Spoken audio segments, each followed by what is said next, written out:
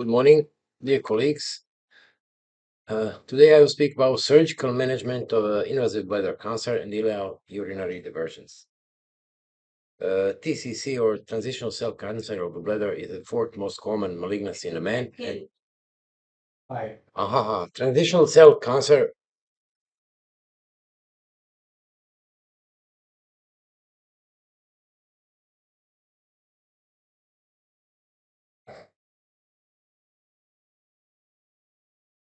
Never mind, I will speak louder.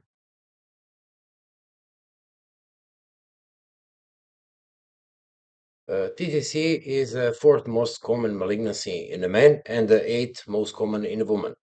Most common symptoms are gross painless hematuria and urgency or frequency. 80% are superficial and 20% that is muscle invasive at presentation. 2 to 40% of recurrent lesions become muscle invasive. This is picture of T classification, T grading actually. T1 is superficial, not penetrating under the mucosa, but T3B is already in a perivesical fat tissue. Indication for radical cystectomy is infiltrating muscle invasive bladder cancer without evidence of metastasis or without low volume resectable locoregional metastasis, stage T2 or T3B. Superficial bladder tumors characterized by any of the following: refractory to cystoscopic resection and intravesical chemotherapy or immunotherapy. Extensive disease not amenable to cystoscopic resection. Invasive prostatic urethral involvement. Stage PT1 grade 3 tumors unresponsive to intravesical BCG vaccine therapy. Carcinoma in situ refractory to intravesical immunotherapy or chemotherapy. Palliation for pain, bleeding, or urinary frequency. And primary adenocarcinoma, squamous cell carcinoma, or sarcoma.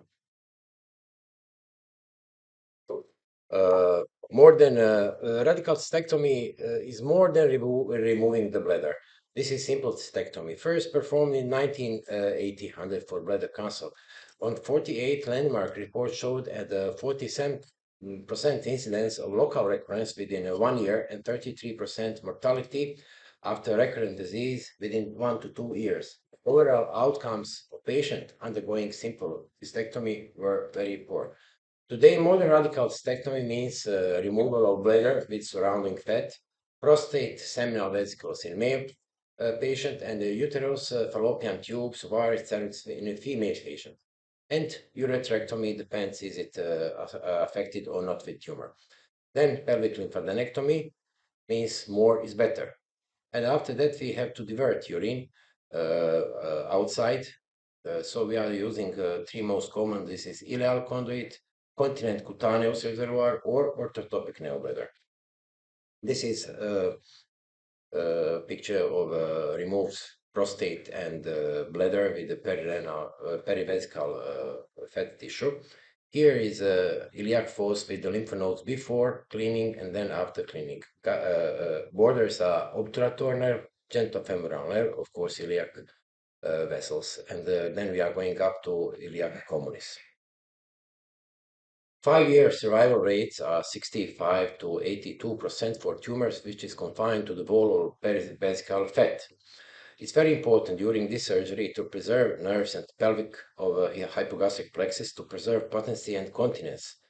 We are talking about post-operation quality of life. Before surgery, very important is assessment of urethral recurrence risk. If you have prostatic stromal involvement, incurs a 70% recurrence risk. It's actually, if you have prostatic tissue, if you have to, involvement, this is already T4 stage. For woman sample, this is same like prostatic stromal involvement is the bladder, neck, and trigone. Now there are many stories about this bladder sparing surgery like partial cystectomy, but partial cystectomy gives a local failure rate of 10 to 25% for T2 to T3 disease. Neobladder minimize the deterioration of quality of life. They are speaking about local failure rate because they're trying to spare bladder just because of quality of life. So if we do more extended lymph node dissection, it's better outcome. More lymph nodes removed, better outcome. Lower positive margin rate, better outcome. More experienced surgeon, better outcome.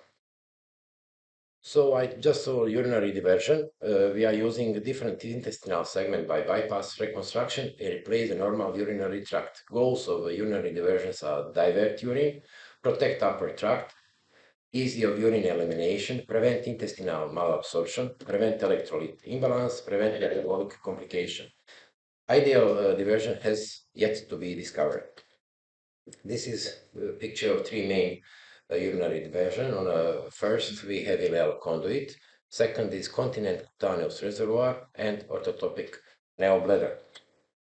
For ileal conduit, we are using usually 15 centimeter of small intestine, which is separated from intestinal tract. Then we anastomose back together intestines to establish intestinal continuity. Then ureters are attached to the end of the segment of ileum. Natural peristalsis of the intestine propels urine through the segment out, and the other end is brought out through the opening in the abdomen. Advantages of ileal conduit is very simple to perform, least potential for complication, no need for intermittent catheterization, and less absorption of urine. Disadvantages is a need to wear an external collecting bag, stroma complication, like parastomal hernia, stomal stenosis, and long-term sequelae like pyelonephritis and renal deterioration.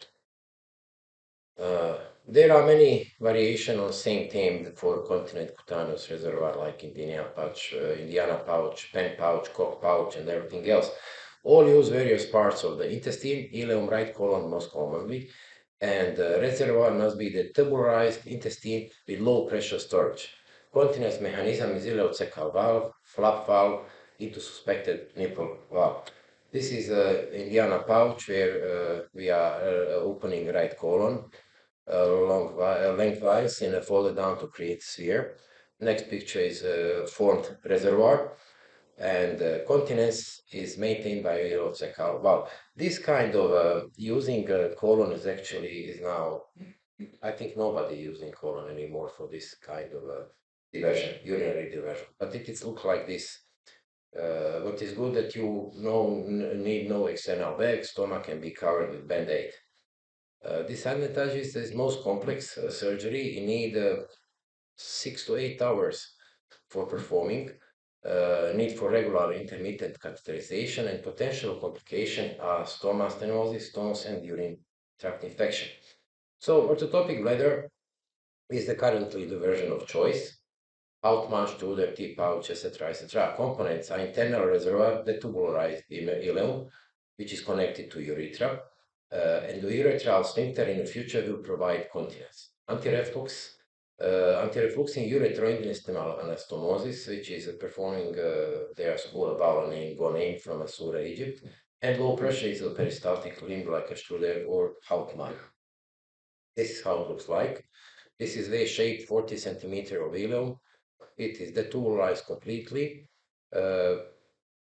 We have forming of this reservoir and attach ureter to the ileal chimney. And then this is positioned in the pelvis after finishing this surgery. Physiology and mechanics of neobladder is to goal to replicate normal voiding behavior. Volume of 500 at low pressure, less than 20 centimeter of water. Empty complete must be completely emptied less than 100 centimeter 4 to 5 times daily. To sleep without awakening, maintain and to maintain normal body image. Absolute contraindication is creatinine more than 2.5 due to chronic obstruction or renal failure, compromised intestinal function, inflammatory bowel disease, or liver function, impaired mental status, and relative contraindications are prior radiation, age more than 75 years. It's not problem to perform this kind of operation in patient with 75, but problem is their possibility of incontinence and their function of their sphincter. Criteria for ideal intestinal bladder is low pressure, adequate volume, voluntary control with incontinence or residual urine, sensation to avoid upper tract deterioration, intestinal malabsorption, electrolyte imbalance, neoplastic change, or metabolic complication. Success is we have if we do deturbularization of the intestinal segment to make sufficient capacity, to make proper position in the pelvis, proper configuration, and patient must to learn how to relax pelvic floor. This is V-shape in vivo. This is how it looks like. This is a form V-shape 40 centimeter of ileum. This is the tubularized ileum. And if you can see here, we already prepared here serous tunnel for anti-reflux infiltration. Then we insert ureter, make anastomosis and close with intestinal mucosa. And then this is finished reservoir with a formed bladder neck, which will later be anastomized with a ureter. This was a Abolenin operation. Advantages of a topical neurobladder is that there is no external bag, urinate through the urethra, and may not need catheterization. Disadvantages are incontinence 10 to 30%, retention 5 to 20%, risk of forming stones and urinary tract infection, and need to train neurobladder. Potential complications are ileus, urinary tract infection, bacteriuria, delayed anastomosis healing, nephrostomy drainage, deep venous thrombosis, myocardial infarct, and bleeding. Urethral stricture, urolithiasis, malabsorption, refractory incontinence, metabolic acidosis, hernia, and urethral tumor recurrence. This is actually most often this metabolic abnormalities is happening. As outcomes of ileal urine storage, we have hyperabsorption of hydrogen, ammonium, and chlor, and hypersecretion of bicarbonate and nitrogen. Then we develop this patient developing metabolic hyperchloremic acidosis. Because of this bone mineral, like a calcium carbonate and phosphate dissolution to buffer excess hydrogen ions, then it's happening that they are releasing the loss of bone calcium, and in another way it's going to hyperphosphaturia, phosphostone formation. Another way we have osteomalacia rickets. Another way also intercellular potassium depletion and hypokalemia. Also wasting of water into the ileal segment because of osmotic gradient, reabsorption of some drugs or their active metabolites excretion in the urine, which increase hepatic and renal toxicity. As outcomes of ileum resection, we have decrease in reabsorption of the bile acid, which can reduce bile acid levels in the partial circulation, increase hepatic synthesis of bile acid, and gallstone formation. In an increased load of bile acid into the colon, and hologenic diarrhea, fat maldigestion, binding of fatty acid with calcium and magnesium to the form salt, happening steatorrhea. If a patient develops steatorrhea, this decrease in calcium available to the intestinal oxalate, there is free oxalate for absorption, and oxalate urolithiasis. Reduce calcium and magnesium absorption and hypocalcemia, hypomagnesemia. Also very important decrease in vitamin B12 absorption. This is how we measure formed reservoir, depends on length of this is 30 centimeter length of ileum, this is 40 centimeters, this is 60. So surface of 30 centimeter is 225 cc, 40 is 300, and 600, 450. Then volume or capacity is 300 milliliter, for 40 centimeter is 500 milliliter, and for 60 centimeter is 900 milliliter. It's too much actually. 4.2 centimeter is the radius, 4.9 radius in 40 centimeter, and 60 centimeter is 6 centimeter. So today we are using only this option with the 40, because there was in the beginning they tried to use 60 centimeter, but it was too much and too much complications. Most routinely, now bladder is most routinely empty and not wait for perception of fullness. Sense of fullness transmitted by peritoneal afferents or those without straight muscle of the pelvic floor. Fire when now bladder is full, and peritoneal and pelvic floor afferents transmit a vagus sense of fullness. This is This is actually emptying. This is normal IVP of a normal bladder and everything. This is IVP of orthotopic neobladder. And next is emptying of this bladder. You'll see now here the patient is relaxing his sphincter, urinating, starting, empty, empty, empty, and you see at the end, patient is pressing suprapubic area. We call this Crede maneuver to completely empty his bladder. Ilanel bladder have a lower pressure and great volumes like Studer and Hauptmann with ileocecal mines or ileal canning. Cochlear bladder is most capacious. Price of detuberalization is higher incidence of retention.